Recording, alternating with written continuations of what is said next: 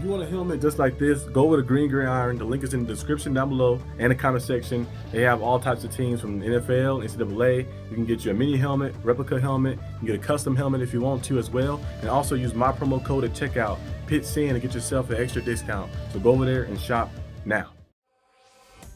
Hello my viewers, welcome back to the channel. By the video title, you know what this video is about. We're discussing, of course, the Steelers, the red zone issues a little bit, the play calling a little bit. It's kind of been going on for the past few weeks. As you guys know, the Steelers' 5-game lose streak came to an end. Win streak. 5-game win streak came to an end after losing to the Browns yesterday on Thursday Night Football. You know, that cold, snowy game that happened. The Steelers mishandled a lot of things in that game, and the Browns came more prepared. They came prepared and ready. Myles Garrett wrecked the first half, those 3 sacks, including a strip sack that kind of put the Steelers back a little bit. James Winston took advantage. You know, they scored a touchdown. Nick Chubb wasn't doing the most effectively throughout the game. He was only averaging like 3 yards to carry, but in the red zone, the goal line, they punched the ball in multiple times, multiple occasions. So yeah, the Browns went out there and handled business and got the victory versus the Steelers. Like I mentioned in the preview, I said, hey, all division games, the records don't matter. When you play division games, records don't matter because like those games are just different like that, in a sense. Like those just different games like that, especially in the AFC North. It's just different. You know, records don't really matter. We seen the Browns beat the Ravens a few weeks back. So it's just like the records don't matter. The games will be very close. They're gonna be hard fought. They're gonna come down to the wire, come down to the end, to the last player, something being made to end the game. So yeah, the Steelers went out there.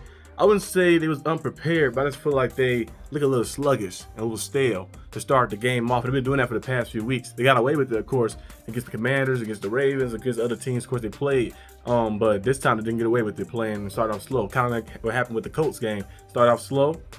You lost for 3 points in the end. Against the Cowboys, you start off slow, then you kind of pitch the steam up, and then by the end of the game you mishandle something, and the Cowboys get a touchdown drive at the end. And the same thing happened in this game right here versus the Browns. They get a touchdown in the end to win the game for them. So Steelers kind of been put, in this situation a little bit. The play calling has not been the best. Look at Arthur Smith. Arthur Smith, his play calling has been overall, I say overall, it's better than Matt Canada, of course, by a good margin, of course, overall. But for like the past few weeks, it's kind of been a little stuck. The route combinations haven't been too creative. We see a lot of times where a lot of the guys are, most of the time, a lot of bunch formation. We see a lot of bunch formation. They're like in those trips, and they'll all run to one side, and it kind of like leaves a little different gaps. The quarterback only got one look, and Russ always, for some reason, rotate and kind of run and scramble to the left side sometimes, most of the time. So we'll see that happen, and then no one's there running with them. And some of the receivers really don't know how to do that. Pickens do that, of course. That's why you make those big plays for the Steelers. But some receivers like Van Jefferson, Kevin Austin. Kevin Austin made a play yesterday to call a touchdown, but they don't really follow Russ. Like when Russ scrambled out, some of the great receivers you see in the league, like the best receiver right now, Justin Jefferson. You'll see him, like Sam Darnold got the pocket, try to scramble away. He'll look around and say, oh, my quarterback's scrambling. He can kind of get in his vision so he can get back into the play. Same thing for different receivers, like one of my favorites to watch, A.J. Brown. He's a physical specimen like that. He do the same thing too. He come to Jalen Hurts' vision so he can see him again and get the ball to him. We see that many times with some great receivers around the league. Some of the players on our team don't really do that a lot, so it kind of gets in trouble a little bit, and you'll see mishaps and miscues happening in some places, and just look like a little stagnant and stale. And then plus, Russell Wilson, he's overall been doing a good job. He can get us down to the red zone, but once we're in the red zone, we can't score. But the thing is, with Justin Fields, when we was in the red zone, we had a higher efficiency of scoring in the red zone. We had Justin Fields as a quarterback, but we just couldn't get down there consistently enough with Justin Fields as a quarterback. So it's kind of a little like two-side thing. We got one guy who can get us down there, but who can't score when we get down there. We have one guy who can get us down there, but when he is down there, though, he can go out there and score and get to put the ball in with the threat of his legs. I feel like the Steelers should utilize Justin Fields a lot more in the passing, like in the red zone, because like we seen the touchdown we scored yesterday. He was out there in the red zone. The red zone, I think the other touchdown, I guess that counts the red zone one too, is the one through to Calvin Austin. I guess that counts as the red zone one that Russell Wilson threw, but the other one, Justin Fields, he was out there, and the threat of him maybe keeping it had the defense a little frozen. Jalen Warren just ran right up the middle. So the Steelers got to do a better job at like handling the drives and catching on the drives. The main reason they lost yesterday, of course, they had a lot of mishaps, but they still had one chance. I feel like that 3rd and 4. He had the ball and there's 4 minutes left. I mentioned yesterday on the post-game show, he had the ball left.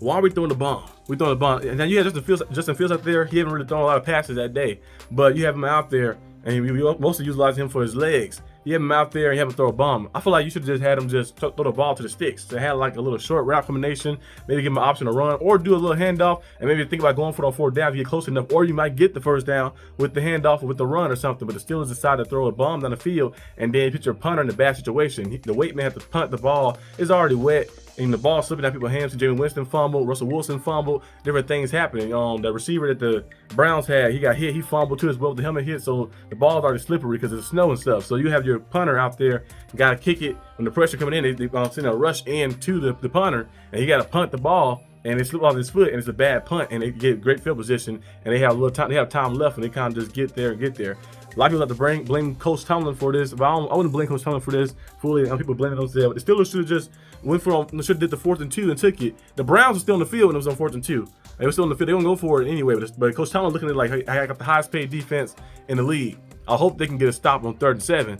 JPJ let Jared Judy just run right past him. Minka Fitzpatrick did not step up to cover him. Miscommunication that happened right there, and they got the 1st down. And that's what happened. But you get a stop right there. We're not talking about that. They forced a field goal on try.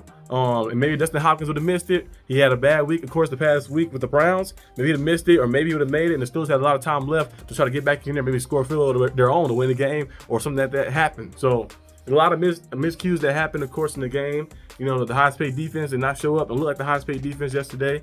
Arthur Smith play calling a little bad, of course, as well. The mismanagement of the time a little bit too. So everything just been was a little shaky yesterday, and the Steelers didn't deserve to win. The Browns went out there and they played to win. The Steelers kind of went out there and just played sluggish. They didn't play to win yesterday, and that's why they lost the game. But I believe they will bounce back versus the Bengals. They just got to make sure to manage and call better plays in the red zone. Mike Williams, they mentioned on the broadcast that he was maybe doing some injury or something like that, so maybe that's why he wasn't out there playing a lot. But we got to find a way to implement him in the offense to be our receiver 2, bona fide receiver 2, a big target out there, someone who can be consistently reliable. We know Calvin Austin made a play, of course. The 2 plays he had, the 40-yard bomb, hit the touchdown as well, but he don't do that every week. He's not consistently like he's doing that every week. It's like we'll see that here and there. But before that, the last time he played well was the Giants game. Then before that was the game versus the Chargers, which was like week 4 or 5 or something like that. So week 3 or something like that. So it was a while back. So I feel like it's kind of like in that sense a little bit. You just got to go out there and just utilize Mike Williams. We traded for him. Use him as receiver 2, bona fide receiver 2. Implement him more if he is healthy in the offense. We have a guy on the other side who can get it consistently open. And you got to find Pat Freiermuth. Pat Freiermuth was wide open on a few plays that Russell Wilson missed. You got to get the ball to Muth. Muth is a big target. He made some plays yesterday, of course, but he could have had probably over 100 yards. And if Russell Wilson saw him, it was a big time. I think when we ran a little. When they still run like some type of play action, they had Darnell Washington run the underneath little flat route. Now, Pat Freiermuth was wide open on the backside. There was no safety or anything over there. Like that, it came engaging in. Russ just looked up, tossed it to him. That could have been a big game right there. So it's some miscues that happened, some things that got kind of some plays left on the field a little bit. Of course, the Steelers had some mismanagements of some things, but overall, I think we can bounce back. 8-3. A lot of the fans want, it's the end of the world. We're gonna lose the rest of this. We're gonna do this like that. Might not win another game. Like, guys, it ain't the end of the world. And the media do that a lot of times too as well. When the Browns beat the Ravens, you hear about the Ravens. They still, Ravens still Super Bowl caliber team and stuff like that. But when the Steelers lose one game, we won 5 straight, lose one game, and then now it's the end of the world. So I think the Steelers will be good, will be fine. You got the Bengals next, and then you have, of course, the Eagles. You got the Browns again. Oh no, you got the Bengals. You got the Browns again like that. And then you got the Eagles, and then you got the Chiefs, I think, and then you got the Bengals, and then you got the Ravens. So you got some tough games coming up. But I'm not mad about the tough. Like I always said, the tough games don't bother me. The Steelers always play well against tough opponents, the big time opponents. The games that they like playing against some top tier level guys, they always play well against those. This is a guy, the teams that not maybe the best on paper, that they play a little sluggish against, because they be like playing down, like almost like overconfident in a sense sometimes. But the rest of the games are teams that are pretty good. The Bengals went 5-7, I think. At 4-7, their record 4-7, but they still a good team. It's a division game, so I feel like the game will still be competitive and very good. The Steelers should go out there and try to handle business and try to make some things happen, of course. But overall, the rest of the games, some tough games too we had to play. You get the revenge game on the Browns. You play in Pittsburgh this time. We'll see what happens. But overall, the Steelers got to find a way to capitalize in the red zone. Once you get in the red zone, you got to punch it in for touchdowns. You got to punch it in for touchdowns. You got to make things happen. Better play calling in those situations. And you do that, then you'll see more success, more points on the board. But that's all I have for today's video. Hope you guys enjoyed this video. If you did, like and subscribe for more content. I'm going to be probably seeing you guys most likely since today's Friday, I might see you guys on Saturday. I'm about to go react to that Kendrick Lamar new album for the other channel on the Genesis. So I'll probably see you guys most likely on Saturday, maybe. If I have a video idea or something, or maybe later today if I think of something. But peace out.